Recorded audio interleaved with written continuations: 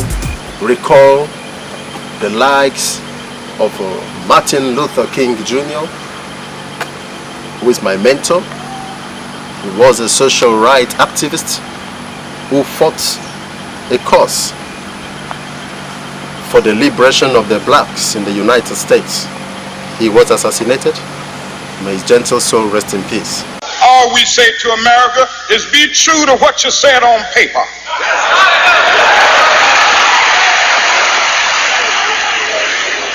If I lived in China or even Russia or any totalitarian country, maybe I could understand some of these illegal injunctions. Maybe I could understand the denial of certain basic First Amendment privileges because they haven't committed themselves to that over there. But somewhere I read of the freedom of assembly. Somewhere I read of the freedom of speech. Somewhere I read of the freedom of press. Somewhere I read that the greatness of America is the right to protest far right. I appreciate Malcolm X.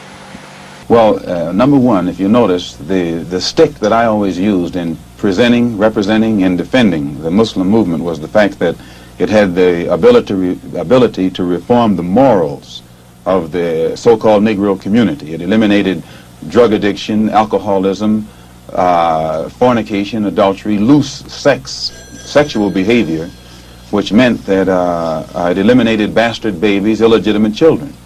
Well, as long as I knew that this was what it represented and it gave me a strong stick, I could represent it and defend it. I appreciate Ralph Abernathy, James Lawson, Mary Slessor, Madame Teresa. I am most unworthy of this generous gift of our President, Mr. Reagan, and his wife, and you people of United States.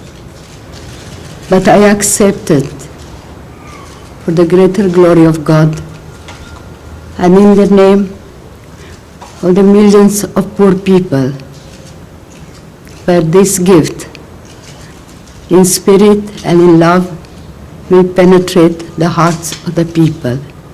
Malala Yousafzai and all other activists that have been fighting this cause.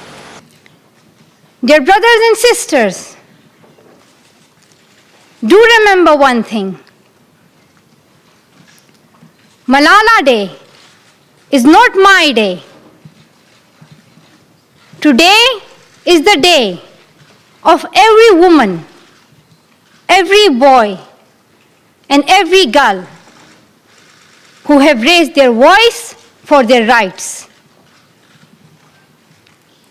There are hundreds of human rights activists and social workers who are not only speaking for their rights, but who are struggling to achieve their goal of peace, education, and equality. It has the power to inspire. It has the power to unite people in a way that little else does. It speaks to youth in a language they understand. Sport can create hope where once there was only despair. It is more powerful than governments in breaking down racial barriers. He insisted on sitting up in the front seat with the driver. He said that he could see better that way. So he tucked himself in, and so off to London, whilst his followers went by the boat train. In town, quite a lot of people had waited in the pouring rain outside the Friends Meeting House on the Euston Road to see what he really looked like. But at first they were quite disappointed, because he went in the back way. But shortly afterwards he left by the front way. And then they really did see quite a lot of him, even his knees.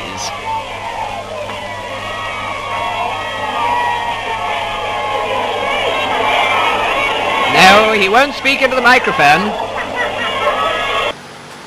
I also appreciate some Nigerians, although most of them are gone today, likes of Gani Fawemi, who was just celebrated a few days ago by His Excellency the President of the Federal Republic of Nigeria, His Excellency Muhammadu Buhari.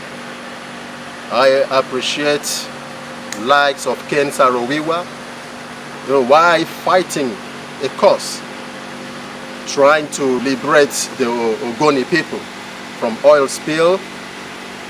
He ended up facing the wrath, facing injustice. May his soul also rest in perfect peace. That I or Mossad could ever have planned any such action, and I will forever disavow, no matter what any forum decides upon. I appeal to you, my lords, for only one thing. The Ogoni people have suffered tremendously in this country. They have made tremendous contributions to this country. Niger Delta itself is in serious trouble. We need every assistance that we can get. I also appreciate musicians like Lucky Dube, Bob Marley, Fela Kuti, and so many other people. I want to encourage my fellow citizens to have this passion for humanity. Let's come together as brothers and sisters. Let's think of how we can liberate the masses from agony, from pains, from doom, from death, from destruction, from wars, from everything that is affecting humanity today. It's high time we look up to God and pray for mercy and pray for divine wisdom, especially our leaders. They need divine wisdom on how to lead, because there is a difference between leadership and rulership. In my own opinion, I feel our leaders and actually rulers, when they start thinking of the pains the common man is passing through in the rural community out there, that is when I believe that the spirit of leadership has fallen on them. May God help us in the world. May God help us in Africa. May God help us in Nigeria.